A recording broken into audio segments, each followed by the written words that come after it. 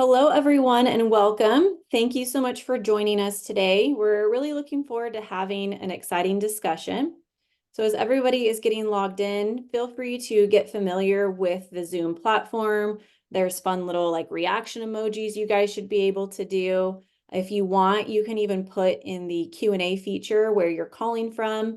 If you guys see the chat icon, unfortunately right now, I think we're having some issues with the chat functionality. So any questions you have or even any comments that you have as well, feel free to put that in the Q&A section of the platform. I'm really excited to partner with Swipe Clock and discuss with you guys today Background Screening 101 and how really having a solid foundation can benefit your recruitment and hiring process. So before we get into that a little bit further, some of our housekeeping items are this session is being recorded, and we'll send out a copy of that recording after the webinar. We do encourage you guys to share that recording with any team members or colleagues that you also feel may benefit from what we're discussing today.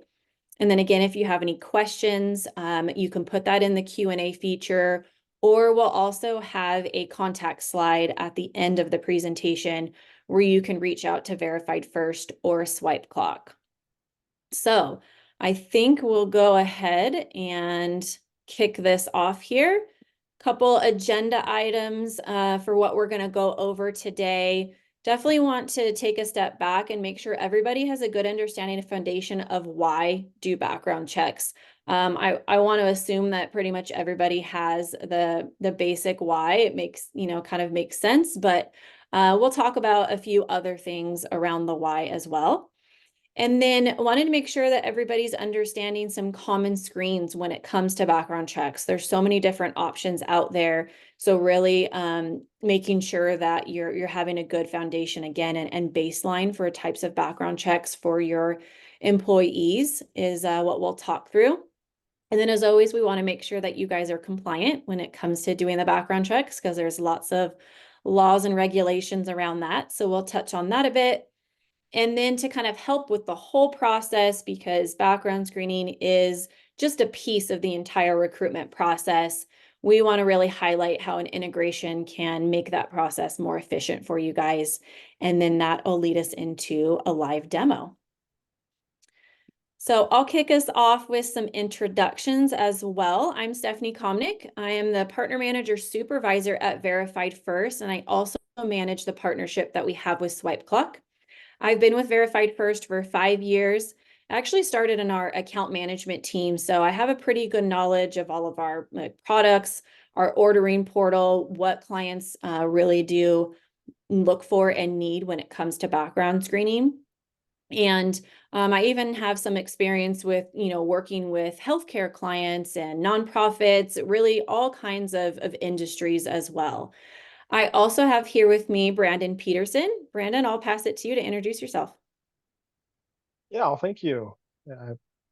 Stephanie, I really appreciate you partnering with us for today. I'm an account manager with ApplicantStack, and I support and consult with many of our healthcare-based clients.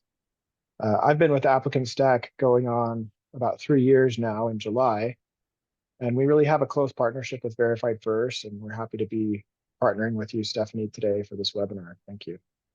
Awesome. All right, well, let's go ahead and continue, or rather, I guess, start this discussion. So you may already feel like you already know why you should run a background check. It ultimately is going to protect your current employees and the company from hiring someone that actually might cause harm to others or your organization. But there are some reasons, other reasons behind the why. Brandon, do you by chance have any guesses or thoughts onto why else a background check is valuable? Well, I believe we're going to touch on this later, but sometimes it's even required by state law, particularly in healthcare fields. There's regulations that require us, and they're touching on the things that you already mentioned, like protecting the business, protecting the clients that you might be serving, or protecting patients. Yeah, absolutely. That's a really great guess and technically a right answer. But also another thing to consider is there's really hidden costs for not doing the background check, which kind of ties into, well, why should I do it? So when it comes to background checks, the cost isn't just about paying for the search. There can be hidden costs that could occur if you don't run the background check. So Monster survey found that over 39% of job candidates have claimed to hold a degree from a prestigious university they didn't actually attend.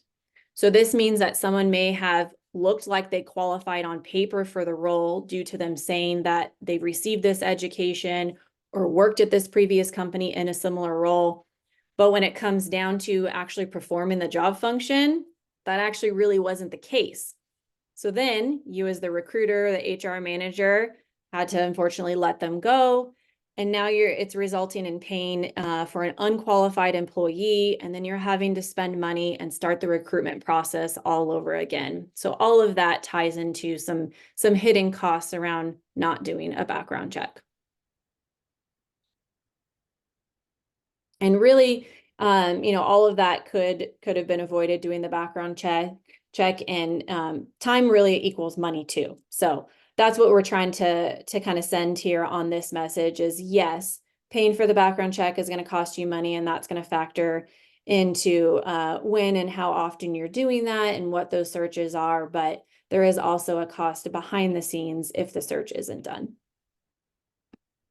So let's look at understanding some of the common screens that you may want to look to see if you're already doing them or consider starting to do them as well. So these are kind of lumped in some different categories here. The first one is criminal searches. Now, these can be database searches, registries. These can be asking requests specifically from the state or counties to search for any criminal records that a person may have. Something that we're always educating our clients on is that databases are only as good as the information that's added to them. So I don't know if everybody realizes this, but counties and states are not required to add information to a nationwide criminal database. And even the ones that do, they don't do it consistently. So that means there could be a big gap in missing information by just doing a database search by itself. So that's why we also recommend that clients run what we call county searches. That's going to help to provide you with up-to-date information from the local courthouses itself, because they may have those records, but they're not inputted to the database.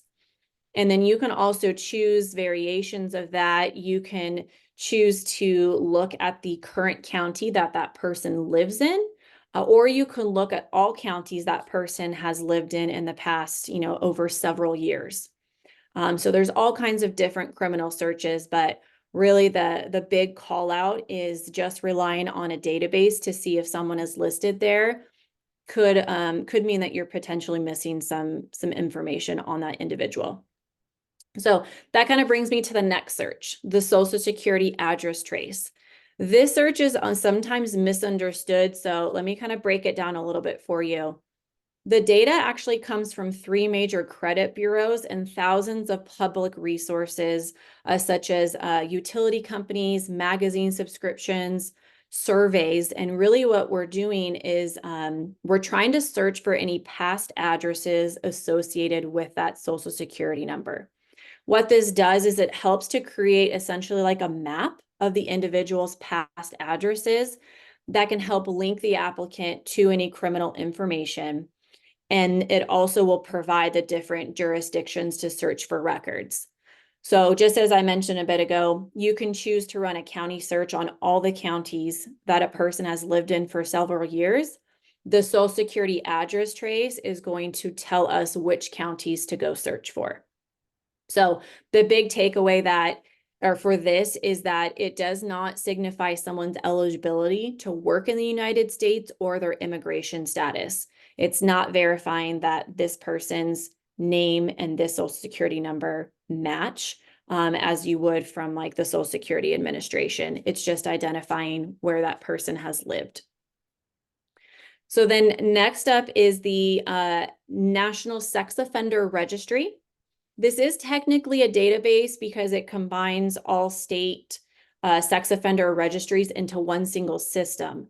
But the difference from the criminal database is that it does have up-to-date records to show you that if an applicant is a registered sex offender or not. So this search is highly recommended for organizations that are going to work or going to have employees rather that are going to work with, say, the vulnerable population. So children, elderly, maybe anybody that's ill. So healthcare is a great example for that. Some example roles could be a teacher, youth pastor, home healthcare aide, nurses, honestly, even a receptionist that's working at like the local YMCA, because there's going to be children around.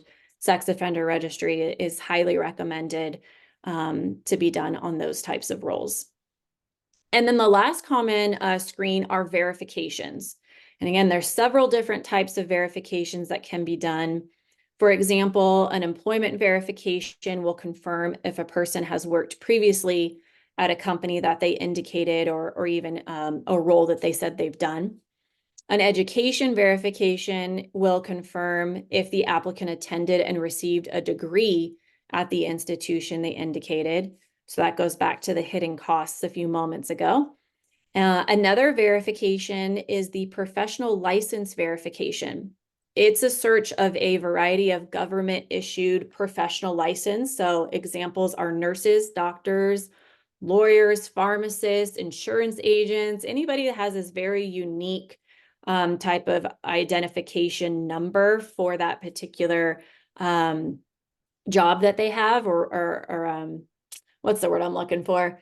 Title, I guess is what I'm thinking of too. It's going to confirm with the state or federal issuing authority that they have that certification number does belong to them. It'll even let you know the date that it's issued and an expiration date as well. That's great. Really great information, Stephanie. Thank you. Are there other searches that can be done besides what you've talked about here? Oh, absolutely. There is far too many searches that we have time for on this webinar today. But having a good baseline is going to be a way for you guys to be consistent. So if you guys decide, okay, on every single individual, we want to do this criminal search and this verification, that's kind of your baseline, starting point. But then depending on someone's role, if they're going to be driving for the company, again, if they're going to be interacting with vulnerable population, you may want to add on some layers and additional searches to that if they're in a leadership role and things like that.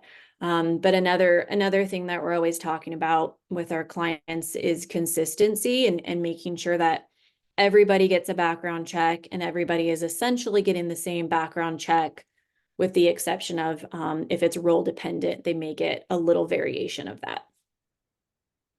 So good question, Brandon. And if anybody's curious on, other searches that are available, we're definitely happy to talk through that with you guys.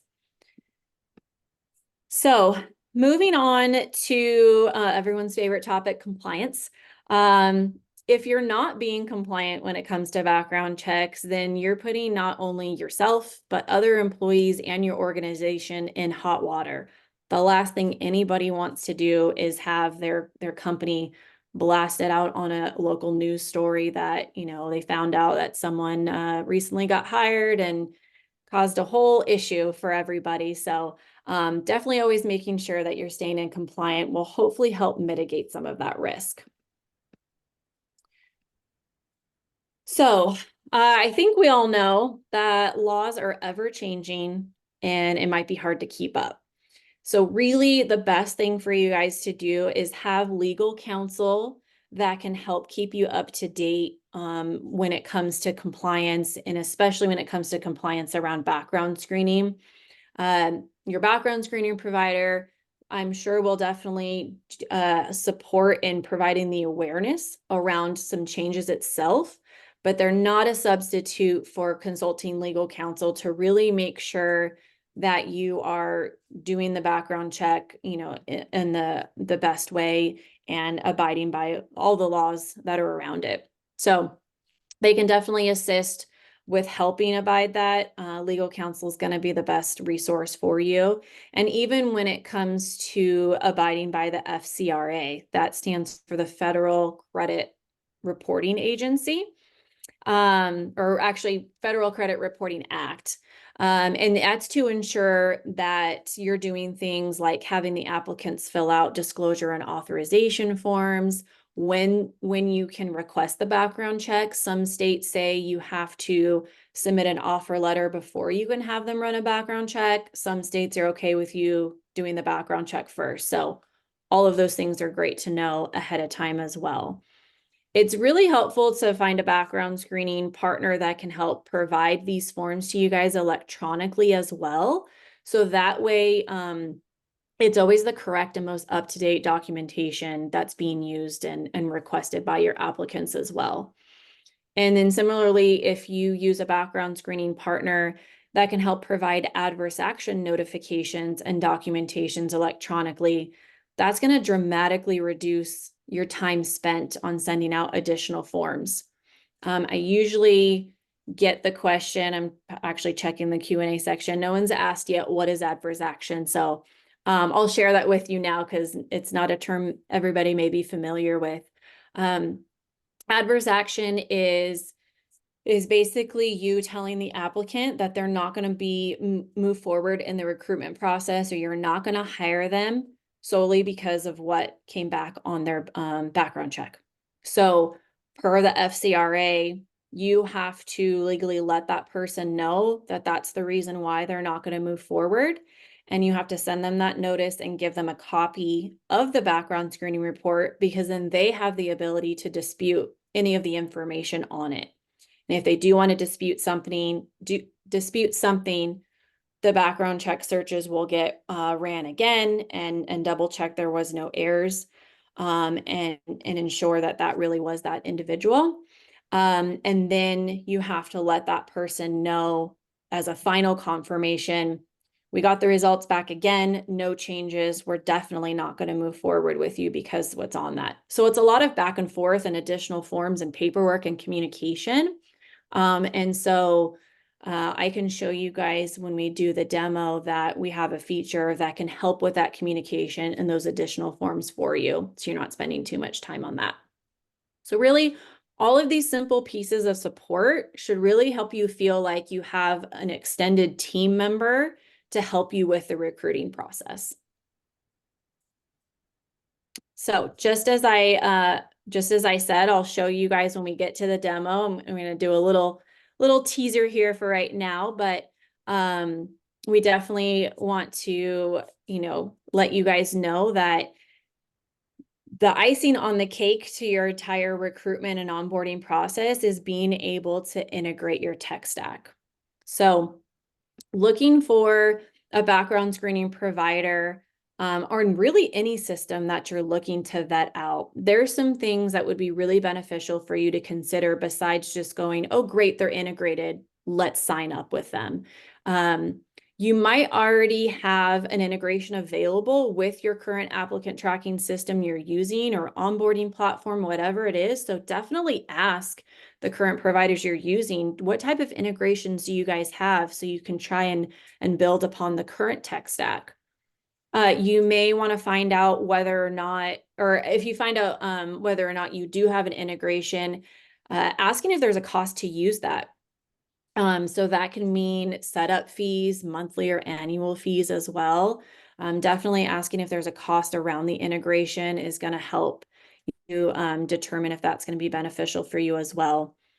Even asking what features does the platform have that's going to help me with my recruitment and background screening process.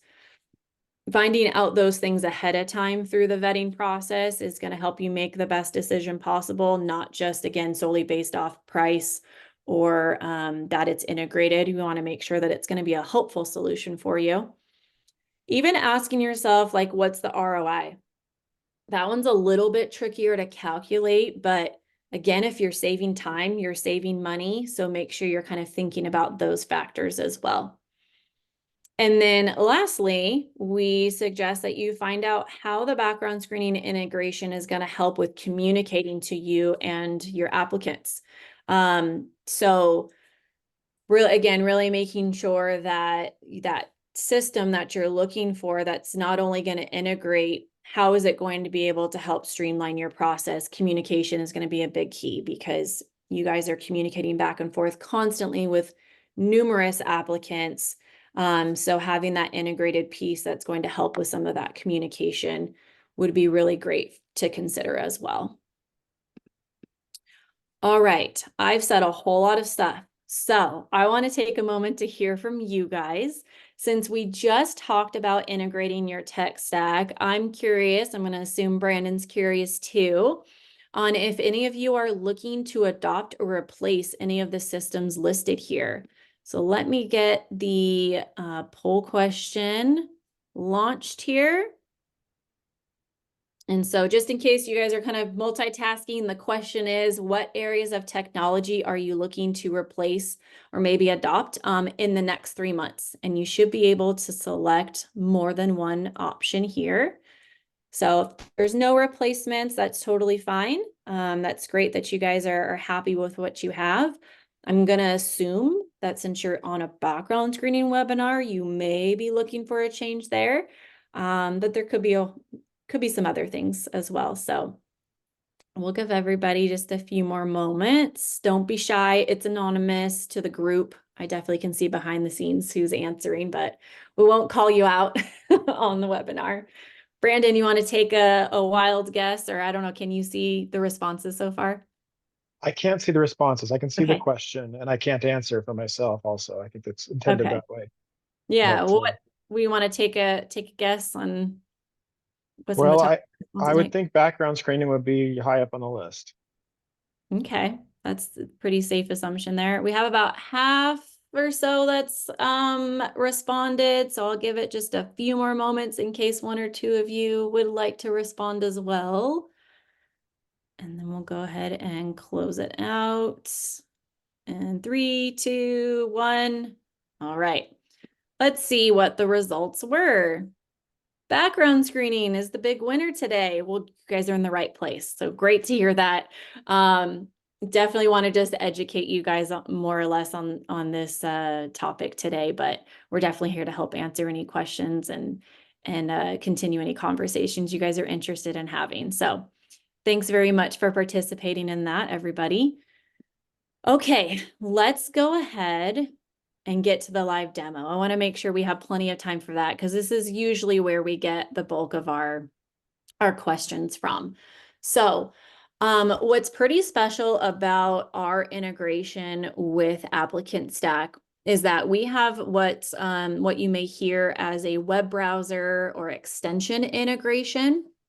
And really what that means is you can, I'll show you, you can go to your web browser store. So I use Chrome. So I'm going to the Google Chrome store and I want to add an extension to my computer. So much like you're downloading an app on your phone, pretty similar process. Searching for Verified First to give you that search result.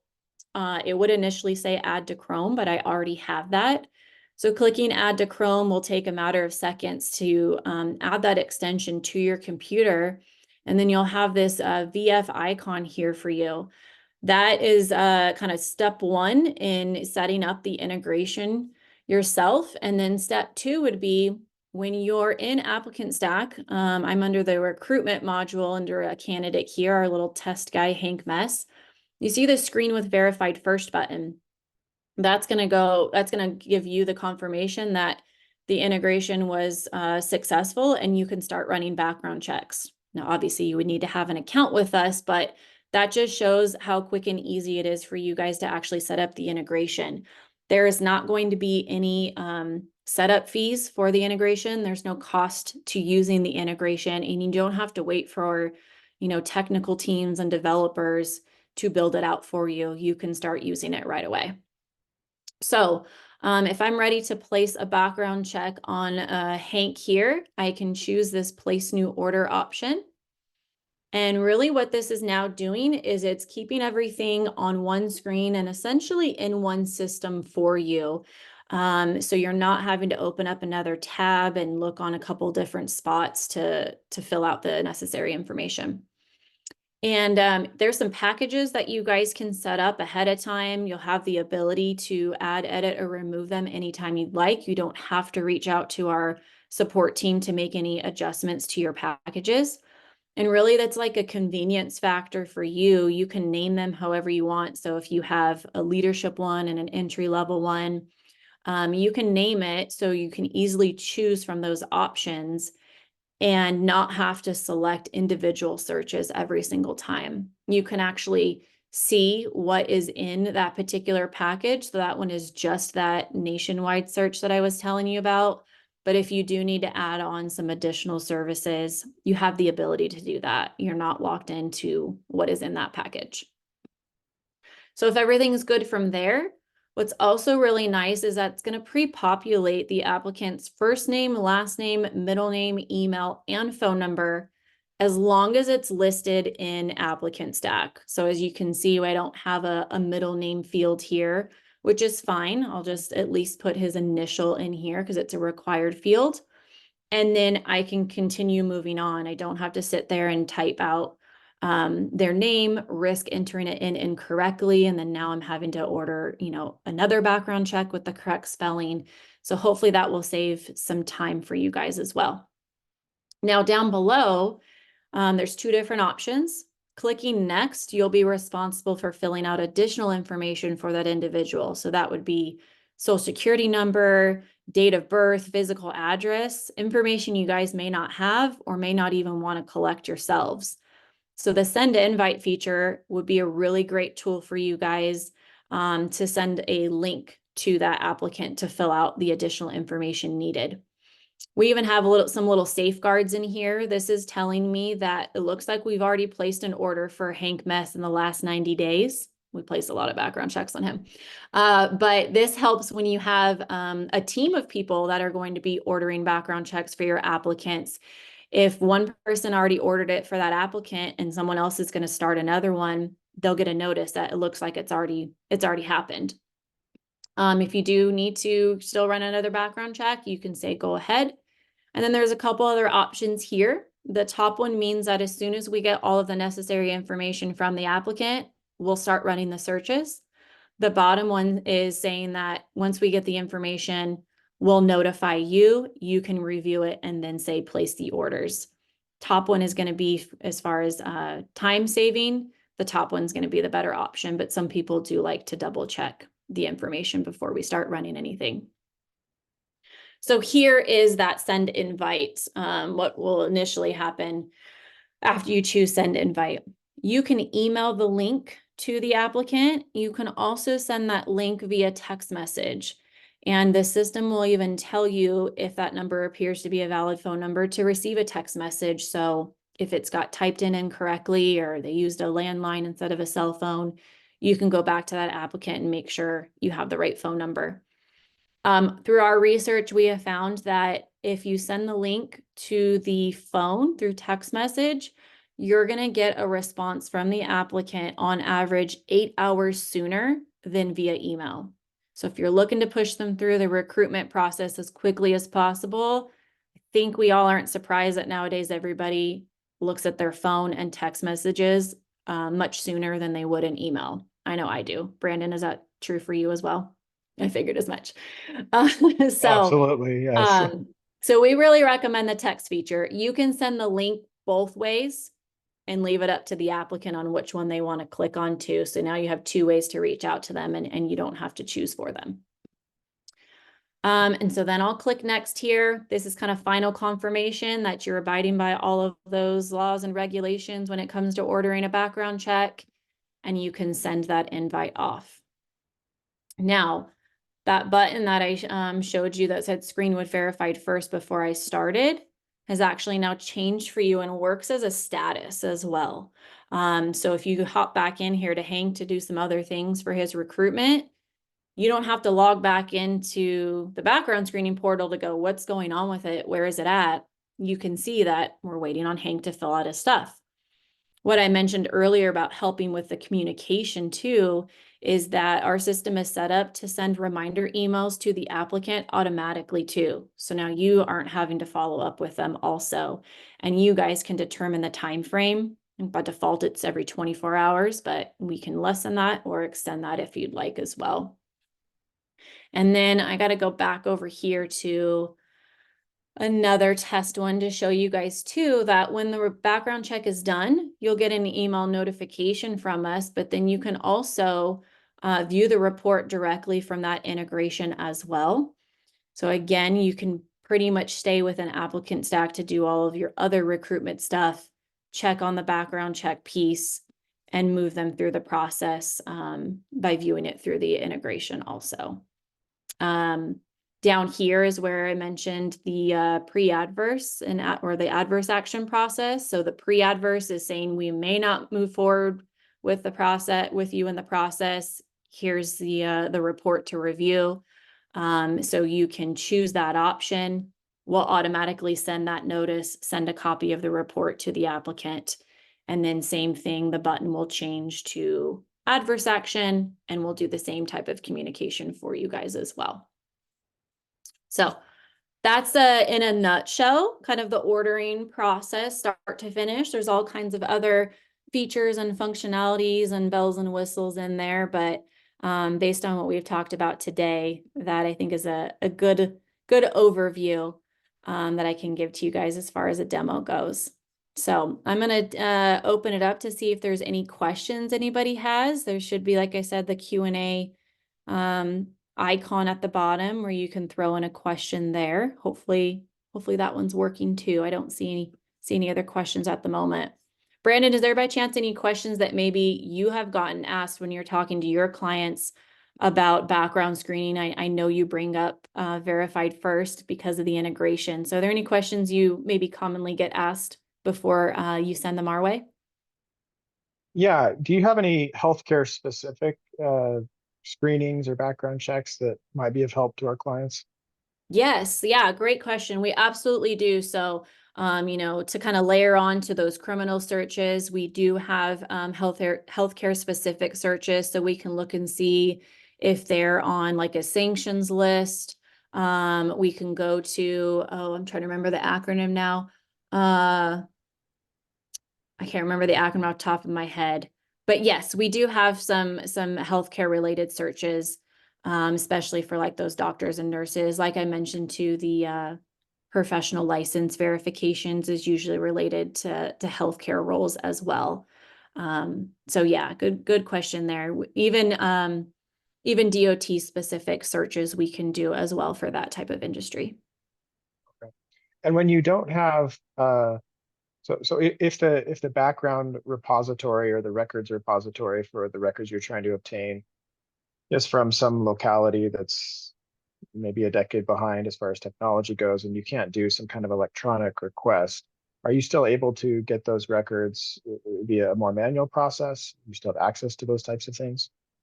Yeah, if the situation's like that where the source that we're going to, like a certain county, is not as up to date electronically and technology wise, that could just mean that it's going to be a delay in getting the results back to you guys. So we go to the county and have to wait for them to get back to us. Most of the time it's pretty quick because most people are and companies are electronic nowadays, but if someone does have to walk down to a records room, that probably will delay getting the results back. And we do try and give you guys some estimated turnaround times right after you order. So depending on the searches that are ordered, we kind of average out the estimated turnaround times. But we will also communicate in our portal or even via email if necessary to let you guys know if there's any delays. Okay, excellent. Yeah. Are there any other questions popping up from our attendees? I don't see any. I could probably think of a few more off the top of my head that you guys maybe go, oh yeah, that is something I'd like to know. We do get asked if we do background checks internationally as well. We do. We can do checks in Canada. We can do checks in a whole number of different countries. Typically the organizations that we have as clients are going to be based in the US or in Canada. If their headquarters is in another country, but say they have an office or some sort of US presence, then we most likely can still do business with them that way. And it really just comes down to billing and not having to switch over currency and things like that. But yeah, we can do international criminal background checks, education, employment verifications as well. And then the big question that I'm surprised no one's asked yet is, how much does a background check Cost. cost? Yeah. Yeah. Tell me the money, not show me the money, but tell me the money, right? Um, and I like, but I also don't like the response I have to give you guys. We don't have set pricing. So I unfortunately cannot share this is how much a background check would cost you guys. We want to make sure that we are giving each of our clients the best services, like recommend the best services for them at the best cost that's going to work for them. Everybody has different budgets, everybody has different needs. And so we don't want to put everybody into these like boxes and categories and say, here's package one, these are all the searches, this is the cost. Because if you don't need one of those searches in there, we don't want you to have to pay for it. So we do offer really competitive pricing. We do also have even like a nonprofit pricing as well for those types of organizations. So more than happy to work with anybody on costs. If you're able to share what you're currently paying for, that's a good starting point for us to kind of have further conversations on making sure it's still going to fit your needs. So Stephanie, once a client decides they want to use you, so they've already done the demo, they've researched you, and they say, okay, we want to go with Verified First. How quickly are you able to get them set up before they can start using the service? Yeah, that's a good question. So as long as like the sales process is completed, you guys have officially signed, an agreement. Usually it takes 2 to 3 business days to get your ordering portal set up. And then right after that, one of our implementation specialists will reach out to book a like onboarding and training call. So really from that, it's as when can calendars align? I know my calendar is crazy, so I imagine that the HR professionals' calendars are too. But I think the team usually has pretty decent availability. So I would say within a week of the portal getting built, they can get a call scheduled and training done. So probably a week, maybe 2 weeks tops. And that's again, like you can start ordering and get your training done, but it could always be a lot sooner too. There's kind of averages there. And I know a lot of particularly healthcare clients, the states require fingerprints. So that obviously requires some kind of Mhm. physical space. That's not something that can be done virtually. So do you have partners around the country where people can get fingerprints done and have that work through your service, or how do you handle those types of situations? Yeah, that's a good question. We don't have any like systems or partners for fingerprinting right now. We are actively working on coming up with solution for fingerprinting, whether that's, partnering with somebody else, or I'm thinking it's probably going to be more like for finding drug testing collection sites, same things. Here's all of the places that you can go to get their fingerprinting done. So unfortunately, that's one of the services we don't currently have today, but I know that we're actively working on making that another product available. So if anybody really, really needs that, let us know either in the Q&A or even in like a post webinar survey so we can make sure we keep you up to date when that does become available. Okay, thank you. Yeah, those are really great questions. Okay, well, I'll keep an eye on the Q&A if something pops up in someone else's head, but for the sake of time and letting everybody get on with the rest of their day, we'll move on to just 2 more slides.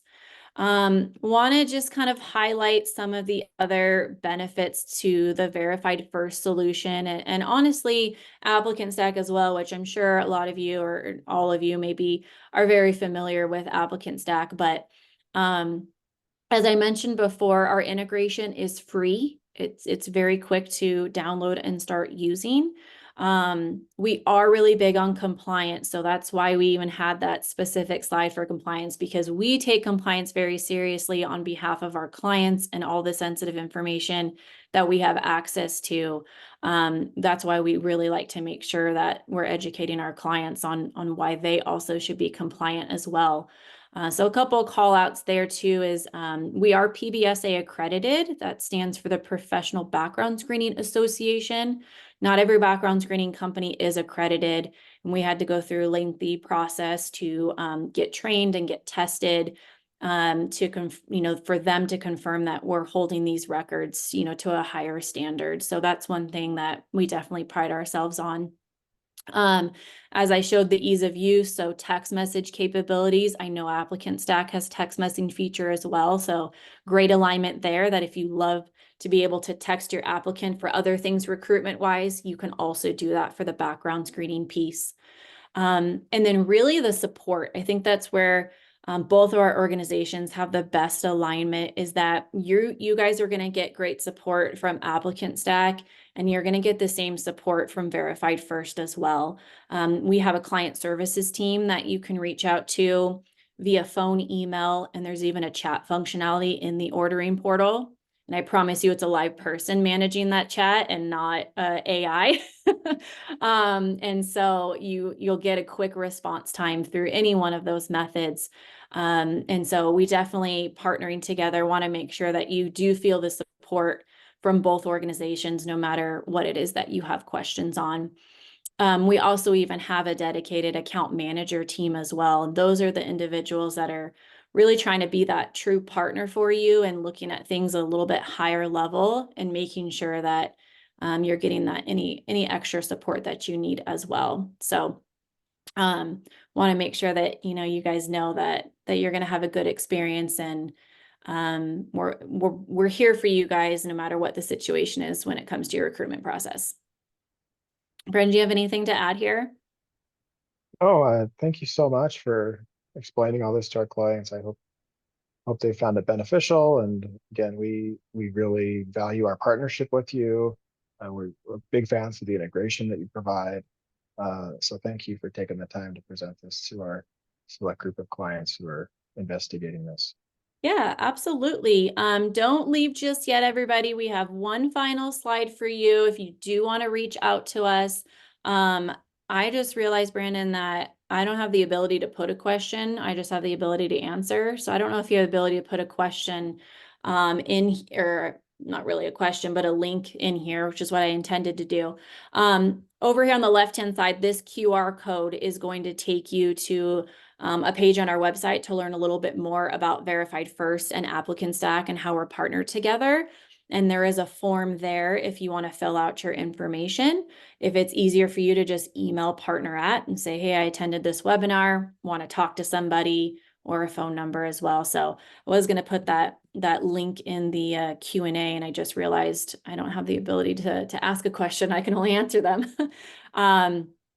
So we can always send that out to you guys as well if Brandon's having trouble too. And then on the right-hand side, if you guys want to talk to Brandon about Swipe Clock, ApplicantStack, all things in that world, he's your guy. That QR code is going to take you, I believe, is to your calendar link, right, Brandon? That's correct. My booking link, which is also displayed below it. Perfect. Yeah. So if you're like, I just still don't know about this QR code thing. There's his link right there that you guys can grab as well.